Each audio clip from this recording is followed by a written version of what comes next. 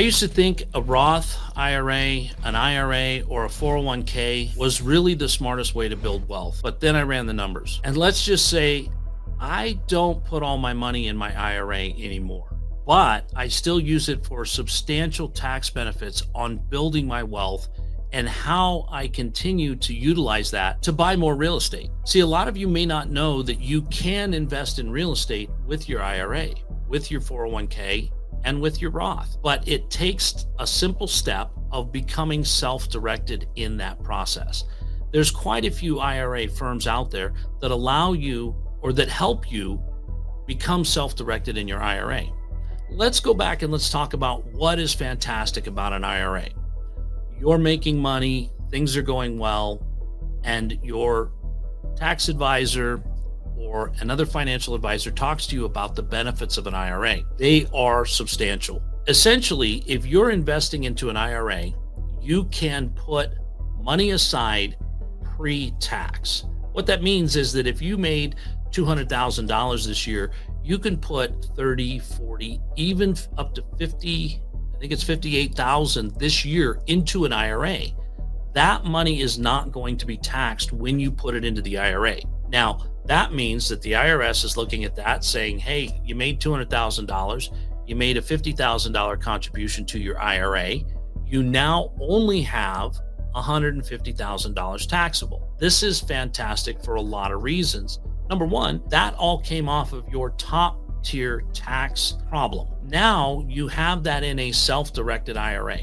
And a lot of people use an IRA to buy mutual funds, to buy stocks, but there are so many more things that you can do with an IRA. You can do hard money lending.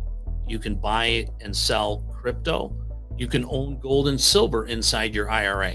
You can also buy real estate. And it works particularly well if you're wanting to be a passive investor in syndication deals, because you can't actually be the active participant in the real estate if that's the case. So what I did was I took the value that I had in my IRA and I invested it into a syndication. And by doing that, I have somebody else doing real estate activities with my IRA, and I am reaping the benefit of that. Now, there are some downsides with this. Because it is in a tax sheltered account, I can't take advantage of the depreciation. I can't take advantage of the interest reduction or the interest that's been written off. I can't take advantage of a lot of those things, but I'm also doing it with pre-tax money, which is hugely advantageous to me and not putting me in a scenario where I'm trying to make the investment to get the depreciation to offset the taxes in the amount of the money that I put in. So when you're looking at how you can do that, it's really quite simple, because you're still using that as another pocket for you to accumulate pre-tax wealth and then invest in real estate.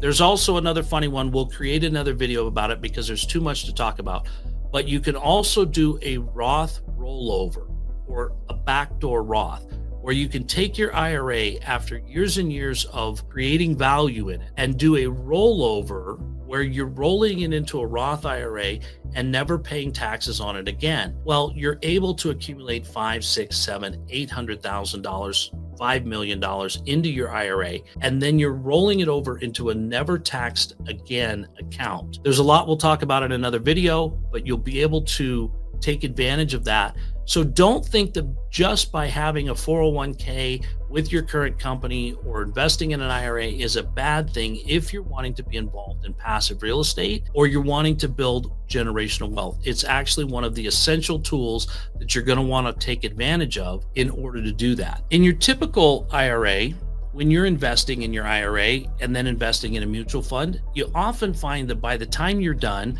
most of the money that your IRA would have made went to fees for the management company. That's not really the case in a self-directed IRA. There's very few fees that they charge annually that keep you in a position where your money is invested in what you've invested it in, and you're continuing to exercise those returns on those funds. The other disadvantage with an IRA is you can't really use leverage with your IRA in syndication deals. It's difficult to do. You can participate in a syndication deal that allows someone else to bring leverage into the deal which then creates higher buying power for you versus going one-on-one and paying cash for real estate. There are some advantages that you can take, but they're not quite as lucrative as if you're just investing straight cash. But again, once you've penciled out what it would do if you had to pay the taxes first and invest second, it's often a really excellent way to make investments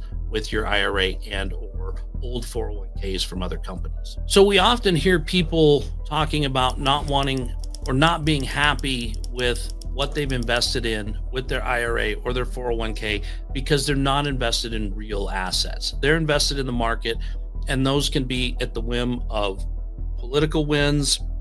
They can be based on earnings for a company. They can be based on short-term environments like COVID.